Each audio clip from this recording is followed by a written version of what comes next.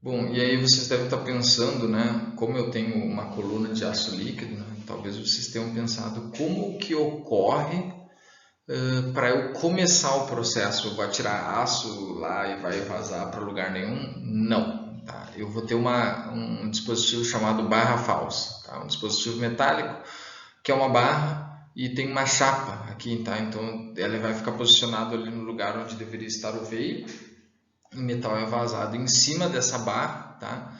E aí ele deposita na barra aqui e solidifica a primeira frente de metal. E aí a barra é removida, tá? Então isso faz o papel do veio quando não existe veio, tá bom? Então a barra falsa é o equipamento responsável pela partida ou início do processo de ligotamento. Ela é articulada, né? Cheia de engrenagens aqui para fazer com que ela faça a curvatura, já que o metal está bem mole, uma temperatura bastante elevada, tá? Então ela não conseguiria, se eu usasse uma barra qualquer, ela ia impor um esforço muito grande nos rolos, ou ela eventualmente ia quebrar, ou ia quebrar os rolos. Então o ideal é utilizar um material que pode se dobrar, né? Então o material todo articulado. Então articulado é como se fosse uma espécie de corrente de grande porte, ela é introduzida dentro da máquina por cima através do molde, ou por baixo através do último par de rolos. Então ela pode ser introduzida por cima ou percorrer o caminho pelos rolos até em cima, tá?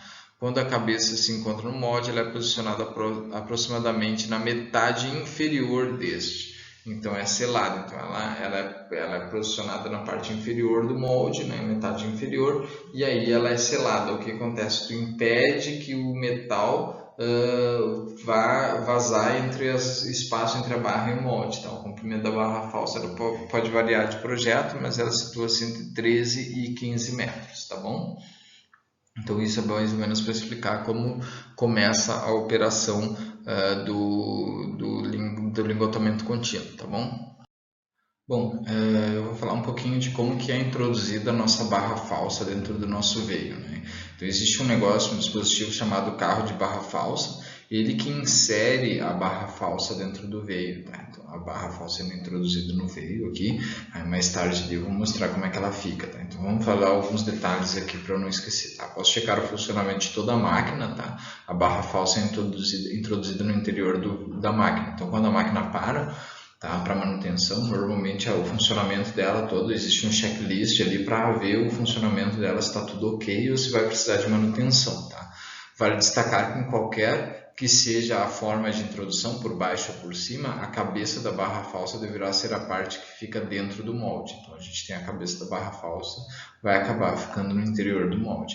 As máquinas atuais utilizam um carro de barra falsa, como mostrei aqui, que conduz a parte superior do molde e ali faz com que ela desça a parte superior da máquina, iniciando pela cauda da barra. Então a barra entra pela cauda, então, como está mostrado na imagem, até ficar na parte superior do molde. Tá? Quando a barra falsa atinge o interior da máquina, os rolos são acionados por motores elétricos e ajudam ela a se movimentar pela estrutura mecânica da barra falsa. Tá? Então, assim que elas atingem os rolos, os rolos são acionados de forma a ajudarem a barra a se movimentar no local correto, tá bom? Então, vamos adiante.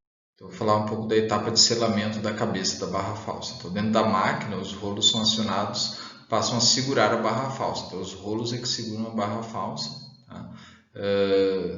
Que pela ação da gravidade tende a descer para o interior da máquina. Então a gravidade quer puxar a barra lá para baixo, né? Mas os rolos estão prendendo a máquina, tá? A barra. Tá?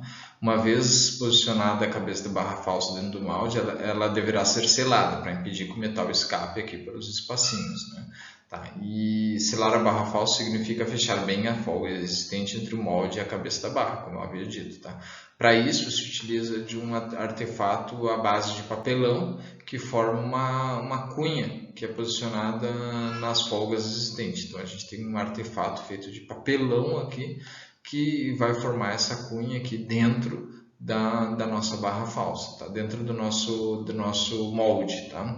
Materiais refrigerantes, como molas e pequenas tiras de sucata, tá? Que são materiais refrigerantes, é um material a temperatura ambiente. Quando o aço chegar ali, ele vai acabar solidificando pela temperatura baixa que esse material vai dar. Tá? São dispostos em seguida sobre a cabeça da barra falsa. Tá? Então a gente tem o dispositivo de papelão, o material de selagem, que são esses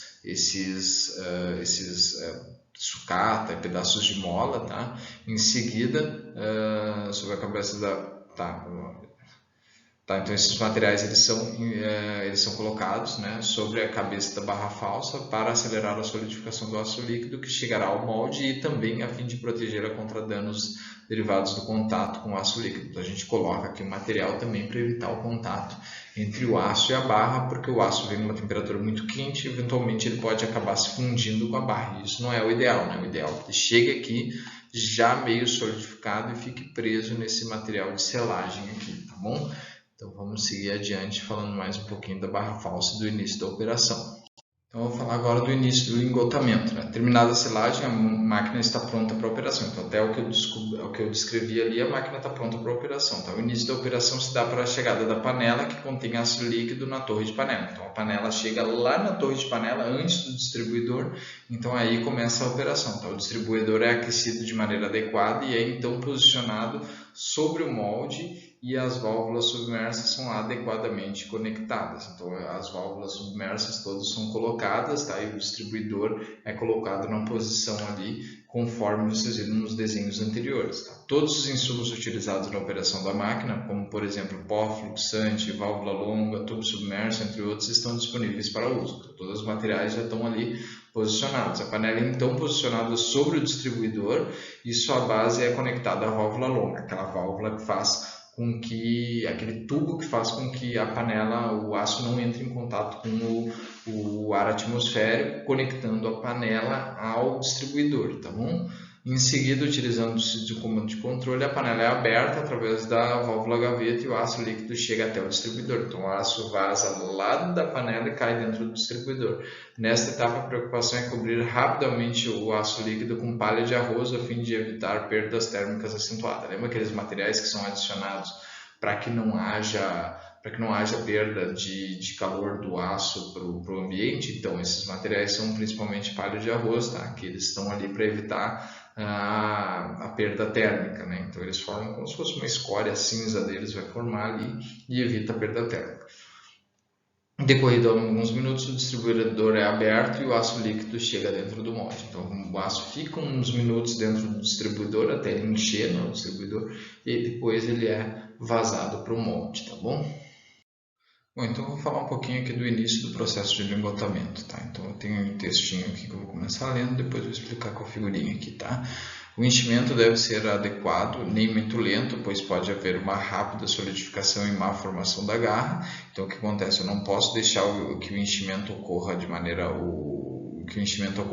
muito lenta, porque se eu tiver uma solidificação muito intensa aqui da garra, vai acontecer uma má formação, eu vou ter problema depois para separar a barra falsa do meu lingote, tá? Então depois a gente vai falar ali no próximo slide, a gente vai falar da separação da barra falsa do lingote, tá?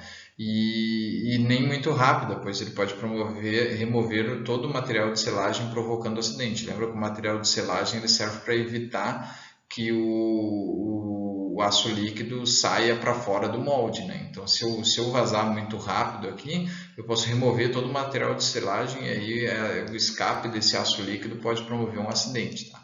A operação de enchimento ela segue até que o nível do aço se aproxima do topo do molde. Então, o nível do aço chegando perto do topo do molde, a gente considera que o enchimento foi feito. Neste momento, os rolos que estavam segurando a barra falsa são acionados e tem o início do processo de extração do veio. Então, aí a nossa barra falsa começa a descer, que nem na imagem aqui, na terceira imagem aqui, a gente tem a barra falsa já descendo, a casca formada aqui e o nosso material descendo, tá? Na descendente, o nosso veio, né, de metal aqui, tá? Neste momento, os rolos que estão, bom, aqui já falei, né? No mesmo instante que foram acionados, os rolos para a extração do veio que se forma é acionada a oscilação do molde. Aí o molde começa a oscilar nessa direção, né? Na direção vertical, para começar o processo de tirar o veio do molde, né? Lembra que o nosso molde ele oscila exatamente para que não haja adesão do metal líquido ao molde. Então esse processo de oscilação do molde começa, tá?